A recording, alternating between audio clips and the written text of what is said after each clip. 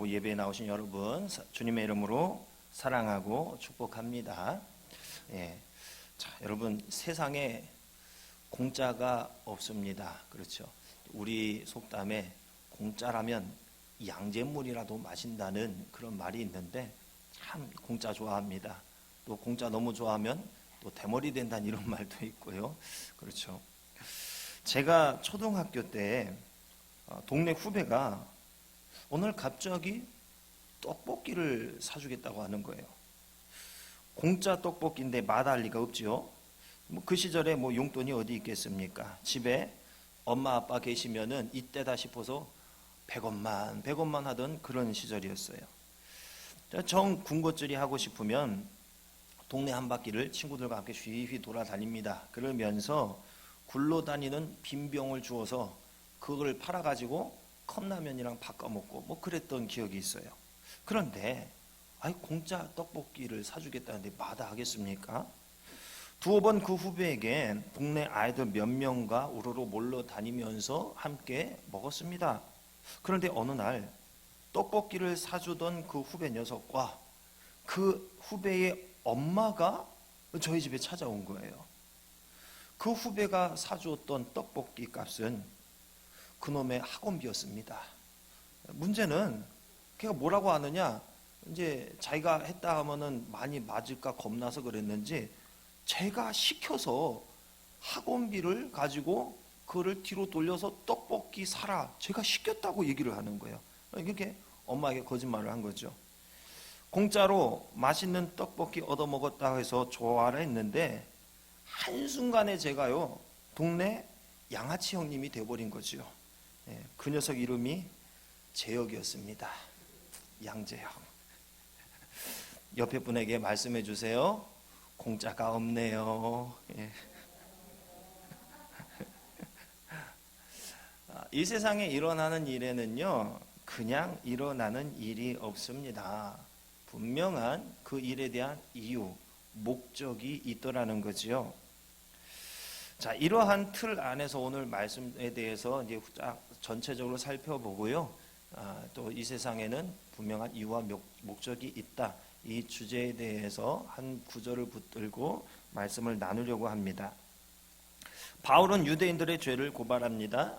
그리고 이에 대한 유대인들의 반론과 궤변에 대해서 바울이 미리 예상을 한 후에 본인이 그 질문을 만들어서 그에 대한 반박을 쭉쭉 이어져 나갑니다.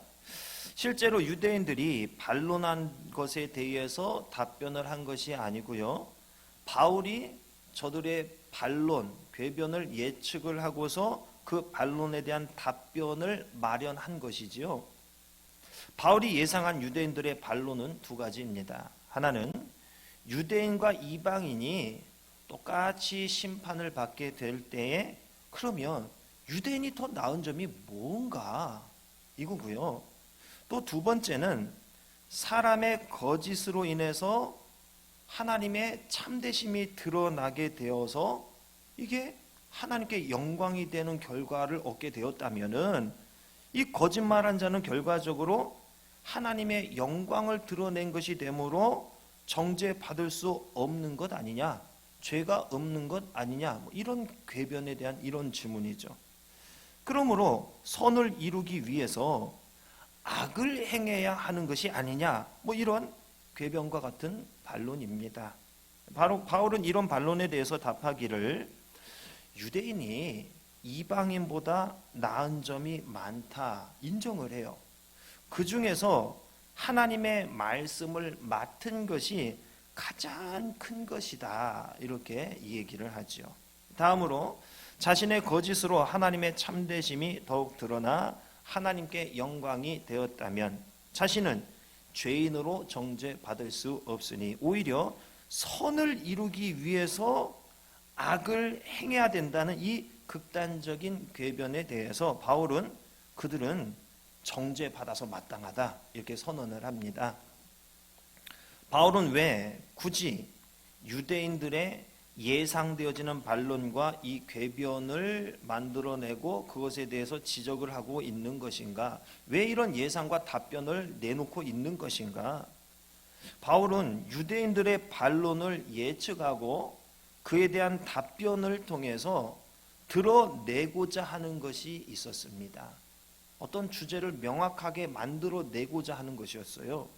그것은 각종 불의를 행하면서도 자신의 행위를 정당화하려는 부패한 인간의 성향을 보여주려고 하는 것입니다.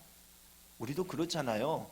분명히 내가 잘못하고 실수했는데 그것에 대해서 잘 인정하지 않고 계속 핑계를 대고 난 잘못한 거 아니야 하면서 그러다 옆에 있는 사람이 실수 살짝 개입한 게 보이면 그걸 딱 잡고는 이것 때문에 이런 것이지 하면서 자신을 합리화하는 모습들이 있잖아요.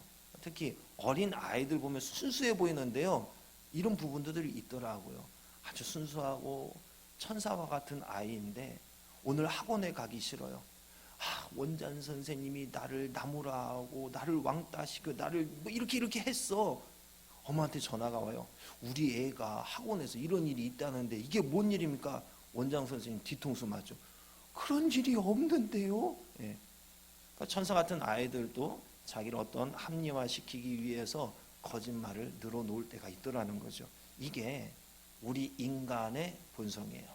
우리 연약하며 바울은 바로 이런 부분을 드러내려고 한 것입니다.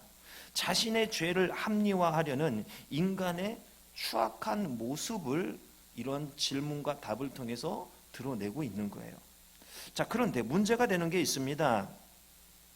인간은 그 누구도 행위로 의롭다함을 입을 수가 없더라는 거예요. 행위로서는 의롭게 될 수가 없더라는 거. 이 한계가 문제가 되는 거예요. 바울은 이처럼 부패한 인간의 모습을 드러내고 그 상태를 어떤 행위로도 의롭게 만들 수 없다는 인간의 전적인 무능함을 드러내려 하는 것입니다. 자, 이것들을 통해서 바울은 이런 사실을 통해서 죄인에게 무엇이 필요한 것인가에 대해서 이러한 진리를 드러내려고 했습니다. 결과적으로 바울이 말하려고 했던 것은 이신득의가 이 은혜가 모든 사람에게 절대적으로 필요하더라는 것을 이것을 나타내려고 하는 것입니다. 이것을 나타내고 이 필요성을 인지시키기 위해서 인간의 죄성, 그 스스로는 거기서 벗어날 수 없는 인간의 한계, 이것을 지목한 것이죠. 다음으로 바울은 하나님의 심판 아래에 놓여 있는 타락한 인간의 실상을 지적합니다. 인간은 타락해서 죄를 짓게 되었고 그로 인해 하나님의 심판을 피해갈 길이 없는 존재가 되었다는 거예요. 바울은 모든 사람이 다 죄 아래에 있노라 이게 선언을 합니다. 한 사람도 예외 없이 모든 사람이 다 타락한 죄인이라고 말하고 있는 거죠. 바울은 이 사실을 증명하기를 구약의 시편과 선지서 등을 인용해서 죄 아래 있는 인간의 실상을 전적으로 타락하여 전적으로 무능해진 인간의 실상을 증명해냅니다. 인간이 율법의 요구를 다 이루지 못함으로 인해 심판 아래 처해 있는 인간의 모습을 드러내지요. 무슨 말입니까? 율법이 있지만 이 율법을 다 지키지 못해요. 그래서 하나님의 심판을 받을 수밖에 없더라는 거예요. 이 율법을 100% 다 지켜야지만이 의인이 되는 것이고 하나님께 의롭다 칭함을 받을 수 있는데 이 율법을 100% 지킬 사람이 한 사람도 없더라는 거죠. 이것을 해결해야 할 어떤 방법이 없는 거예요. 결국 율법은 주어졌지만은 사람은 죄성으로 인해 타락해서 하나님의 심판을 받을 수밖에 없더라는 거죠. 어찌 보면 율법이 마치 그림의 떡이 되는 것이죠. 어차피 인간은 율법을 다 지킬 수 없는 존재입니다. 하나님이 율법을 주신 이유는 범죄한 인간이 의롭게 살아갈 수 있는 기준을 마련해 주기 위함인데 문제는 연약하고 한계가 있는 인간으로서는 이 율법을 모두 지킬 수가 없는 거예요.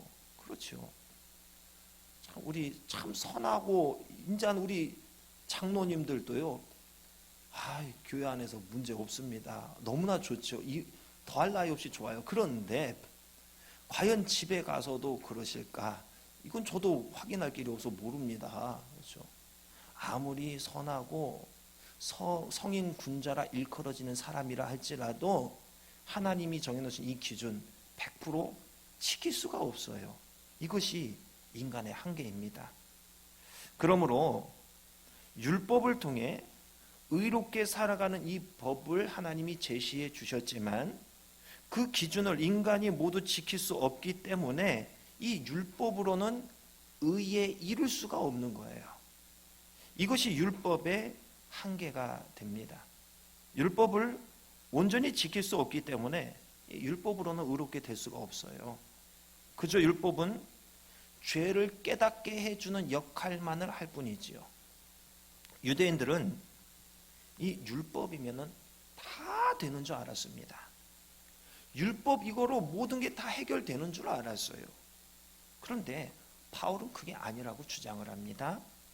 이신득이 원리를 통해서만 해결함 받을 수 있노라 주장을 합니다.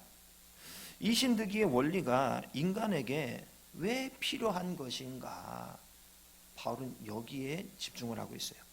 완전히 전적으로 타락한 인간은 어떤 행위로도 자신을 의롭게 만들 수가 없다.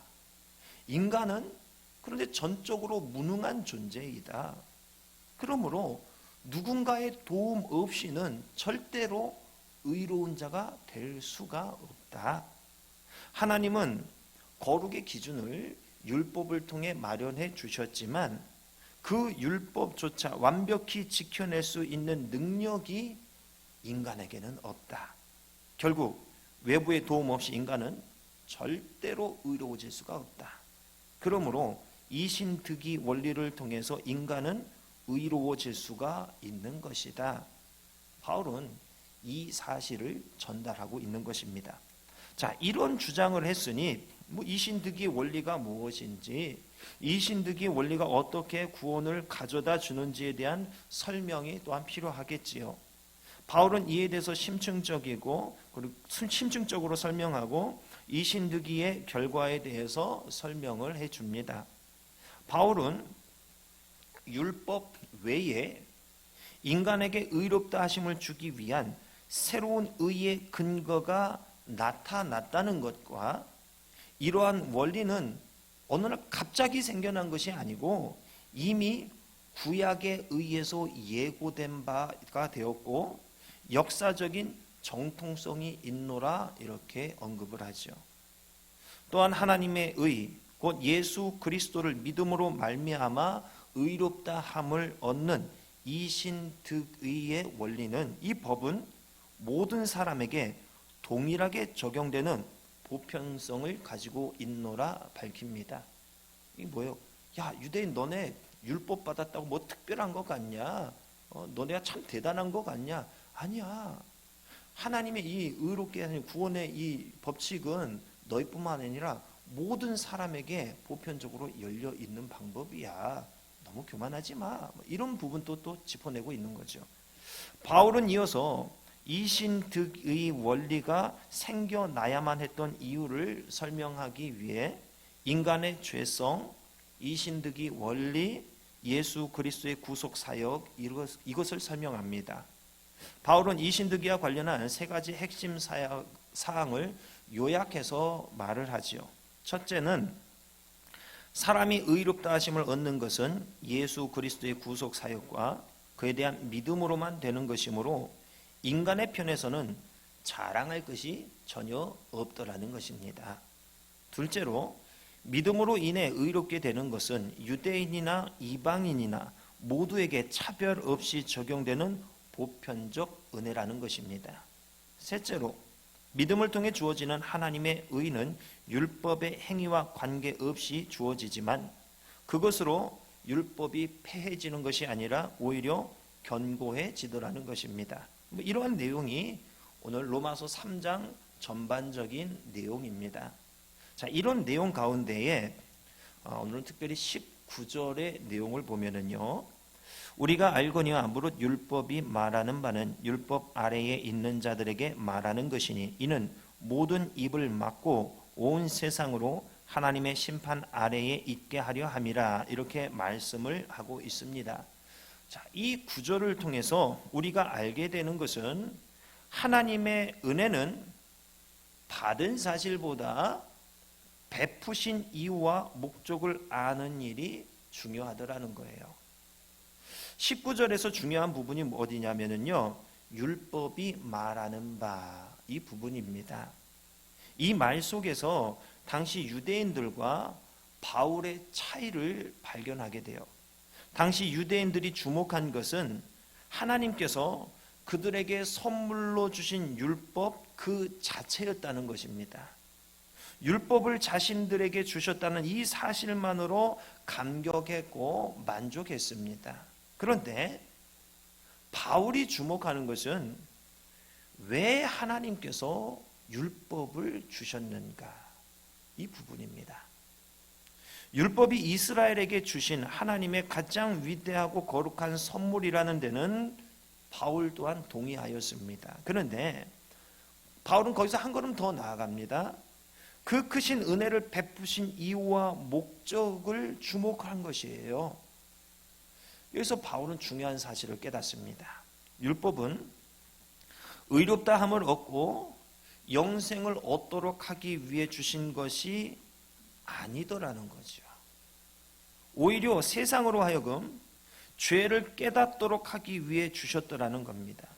바울은 바로 이것이 율법의 가장 큰 기능이라는 것을 발견합니다. 바울이 율법에 대해 깨닫게 된 가장 큰 것이 무엇이냐? 율법의 진짜 목적이 무엇이냐? 이에 대한 답입니다. 유대인 너희가 그저 율법을 주셨다는 사실만으로 감격하고 대단한 일이라고 어깨에 그냥 뽕이 들어가고 힘이 들어가 있는데, 하나님이 율법을 주신 진짜 이유를 너네가 이해하지도 못하면서 좋아만 할 일이 아니다.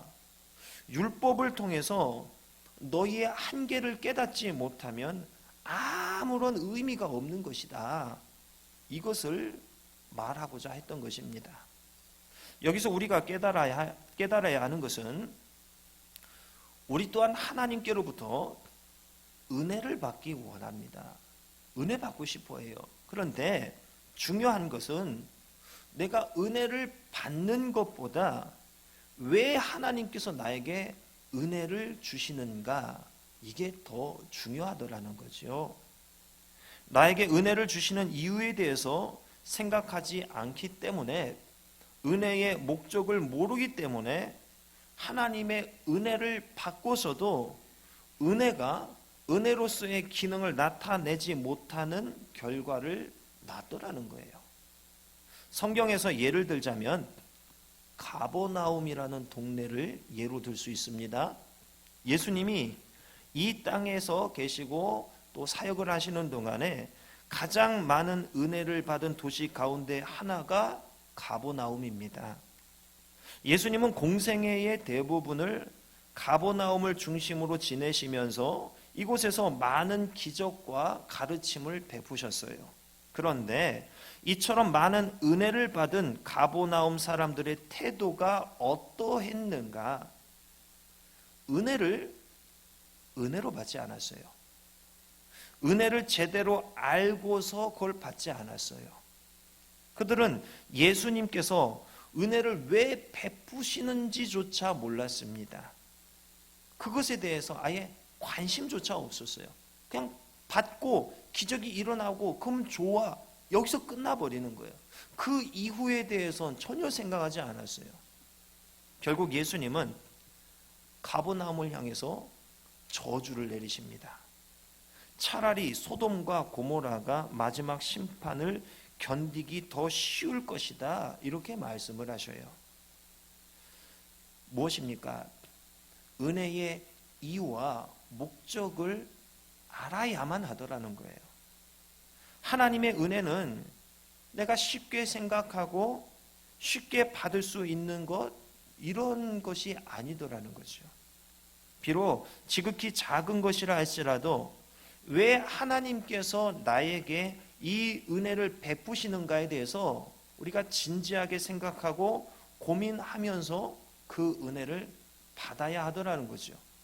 무작정 막연하게 은혜 달라고 하지는 말자는 것입니다. 어떻게 해야 그 은혜를 갚을 수 있고 은혜 받은 자답게 사는 것인지를 고민하면서 받아야 하는 것이 바로 그것이 하나님의 은혜입니다. 세상엔 공짜가 없다고 하지요. 그런데 하나님도 그런 것 같습니다. 또 의외의 얘기죠. 아무 이유 없이 나를 선택한 거 아니에요. 아무 이유 없이 나에게 은혜 주시는 거 아니에요. 반드시 하나님의 선택과 은혜에는 이유와 목적이 있습니다. 그것을 생각하고 그것을 발견하고 그에 합당한 삶을 사는 것이 우리의 마땅한 모습입니다. 여러분, 신앙에는 공짜가 없습니다. 하나님께 은혜와 기적을 그리고 능력을 구하는데 우리는 공짜로 받아 먹는 것에만 익숙해 있는 것 같습니다. 은혜에는 이유와 목적이 있어요. 하나님의 역사에는, 하나님의 기적에는 그 이유와 목적이 있어요. 하나님께서 나를 택하신 데에는 이유와 목적이 있어요. 그것을 발견하고 그에 합당한 삶을 살아가는 것이 내가 해야 할 일입니다. 구원받았다고, 은혜 받았다고 그것을 누리기만 하면 되는 거 이거 아니었습니다. 그 이후에 내가 구원을 통해서, 은혜를 통해서 하나님의 나를 향하신 뜻과 계획을 발견하고 하나님의 뜻대로 살아가는 것이 우리가 나아가야 할 방향입니다. 바울이 발견한 게 바로 이 부분이에요. 지금 현재에서 한 걸음만 더 우리가 나아가자는 거죠. 가버나움을 향한 예수님의 저주를 기억하시기 바랍니다. 은혜를 제대로 알고 받지 않았으며 은혜를 왜 베푸시는지조차 몰랐으며 이것에 관심조차 없었던 그들에게 차라리 소돔과 고모라가 마지막 심판을 견디기 더 쉬울 것이라 이렇게 말씀을 하셨습니다. 나를 향하신 뜻과 계획, 은혜의 이유와 목적을 모르고 이것에 관심 없이 살아가는 인생이 바로 이와 같더라는 것이죠. 예수님은 여러분을 기대하고 계셔요. 신앙은 나 좋으라고 하는 게 아니었습니다. 하나님의 뜻을 발견하고 이루어 드리는데 내 삶을 드리고 헌신하는 것, 이것이 신앙생활에 더 나아가는 발걸음이었습니다.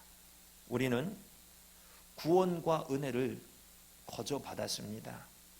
그런데 알고 보니까 그게 공짜가 아니었습니다. 여러분 어떻습니까? 그동안 공짜인 줄 알았는데 좀 뒤통수 맞고 좀 속은 것 같지 않습니까? 그런데 하나님은 여러분에게 요청하는 것이 계시고 여러분의 삶을 통해 기대하고 계시는 것이 있어요. 하나님의 기대를 만족하는 삶을 살아야 하는 숙명과 함께 우리는 구원과 은혜를 받았던 것입니다. 여러분의 남은 인생을 하나님을 위한 삶으로 변화시켜 나가셔야만 합니다. 그러지 않으면은요, 나중에 심판대 앞에서 내가 너를 택하였고 너에게 은혜와 내 역사를 베풀어 줬는데 너 그걸로 뭐 했냐? 그냥 좋기만 하던데요. 기쁨을 누렸습니다. 이거 아니에요. 그를 통해서 너가 뭘 하기를 내가 바랬는데 너 그거에 관심 갖지 않았잖아. 소돔과 고모라가 더 견디기 쉬울 거야.